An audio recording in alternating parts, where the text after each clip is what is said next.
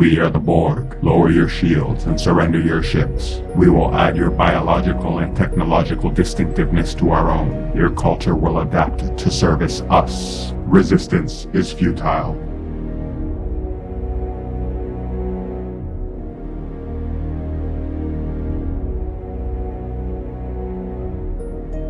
Between 2376 and 2377, the Borg suffered yet another catastrophe when the Queen learned about the existence of Unimatrix Zero, an alternate reality within their collective consciousness, allowing those with a recessive genetic mutation to temporarily restore their former identities. Affecting only 1 in every million drones, they accessed Unimatrix Zero while regenerating, but were unable to remember these experiences once awoken. Yet while present within this shared, dreamlike state, they were free to live as individuals, form relationships, and alter their appearance however they wished. Seeking to destroy this oasis of individuality within the collective, the Queen began identifying, interrogating, and dissecting those with this specific mutation in order to extract the interlink frequency which bound them together. Seeing their numbers dwindling and fearing the end of their virtual lives, the drones within Unimatrix Zero sought help from 7 of 9, contacting her as she regenerated aboard the USS Voyager.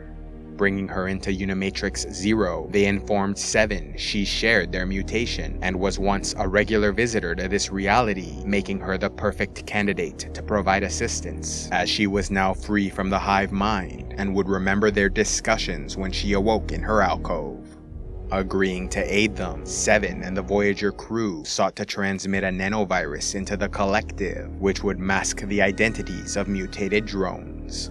Working towards the opposite purpose, the Queen killed and examined over 200 Borg to learn their interlink frequency, but even so, found she was unable to terminate the connection. Therefore, she sent her own drones into Unimatrix Zero, where they attacked and identified those they encountered. Although their original plan to save this alternate reality failed, the Voyager crew ultimately succeeded in saving many lives and struck a significant blow to the collective as a whole by allowing these mutated drones to remember their experiences and individual identities in the real world when they awoke from regeneration. As a result, some of these liberated Borg seized control of their ships and rebelled against the Queen. While the events surrounding the discovery of Unimatrix Zero struck a serious blow against the collective, an even greater victory came in the year 2378, when the USS Voyager once again faced off against the Borg, enacting a plan which allowed for the capture and assimilation of Admiral Janeway, a future version of the captain who traveled back in time to help her crew return home to the Alpha Quadrant. Though the original mission underwent several changes, the Voyager ship, upgraded with advanced tech like ablative armor and transphasic torpedoes provided by the Admiral, were able to enter a Borg transwarp hub, transporting them thousands of light years away into Federation space. While this occurred, Admiral Janeway allowed herself to be assimilated so she could spread a neurolytic pathogen, disrupting the connection between individual drones and the hive mind. The ensuing chaos and battle with Voyager resulted in the destruction of many Borg ships and structures, as well as the death of the current iteration of the Queen. Yet even so, as her body was failing, she was able to send one last sphere to chase after Voyager. Seeking to do even more damage to the collective, Voyager used their transphasic torpedoes to collapse the transwarp hub as they passed through, thereby damaging the Borg's ability to travel quickly throughout the galaxy. As they left the transwarp conduit, Voyager was captured by the Borg sphere, which was immediately confronted and fired upon by an armada of Starfleet ships as they detected the opening of an exit aperture in their space. Although the Federation Armada did little damage, Voyager fired a transphasic torpedo from inside the ship, destroying the sphere. Having completed their mission, Voyager successfully returned home after 7 years in the Delta Quadrant, while also leaving their Borg enemies scattered and chaotic, without communication, leadership, or direction. although they suffered severe setbacks throughout the 2370s. By the 2380s, the collective were sufficiently recovered, to the point they were once again seeking out distinctive species and technologies, resulting in the assimilation of a Romulan crew and vessel by a Borg cube. Yet this proved a serious mistake, as one of the Romulans on board was a member of a secret society within the espionage agency, Tal Shiar, who'd been driven mad after witnessing an apocalyptic vision of the past in 2385.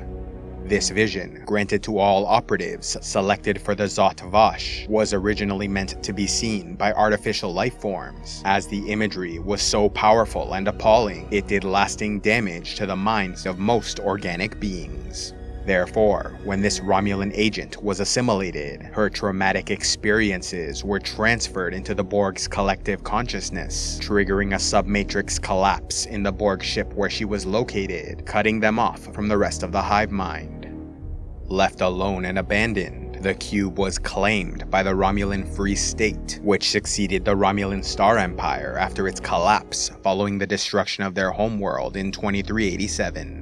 Renamed the Artifact, the cube ship provided the Romulans a great deal of advanced technology they could use for their own purposes or sell for profit, while also giving them a great deal of prestige and political influence by hosting the Borg Reclamation Project, an independent organization protected by a treaty between the Free State and Federation, allowing scientists to study the ship and help drones recover and reclaim their individuality.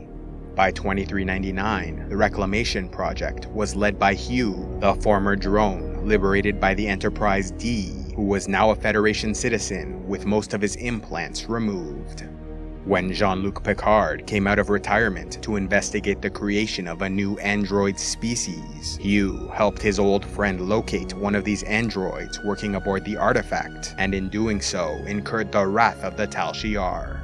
After helping Picard escape the ship, Hugh and many of the former drones, now called XBs, were murdered by a particularly merciless Romulan agent pursuing the android.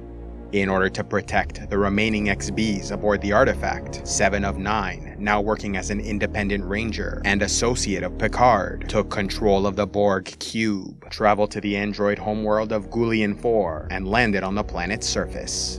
During her years as a ranger, seeking to impose law and order in regions where larger powers held no influence, she discovered that criminal elements were capturing Borg drones in order to extract their cybernetic components for sale on the black market.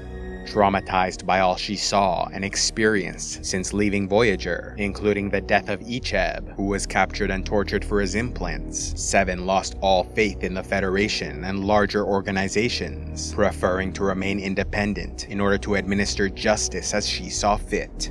This eventually led her to help Picard in his mission, as he too was acting without Starfleet approval, and after reuniting with him on the android homeworld, joined his crew aboard the ship La Serena.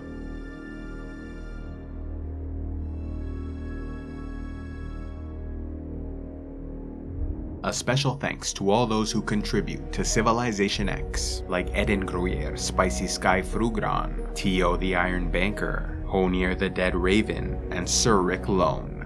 If you'd like to help the channel, you can sign up for membership through the YouTube join button, buy merchandise from the store page, or else go to patreon.com/CivilizationEx, where you can gain early access to videos, vote on future content, and access the Patreon-only series, Heroes of Lore and Legend.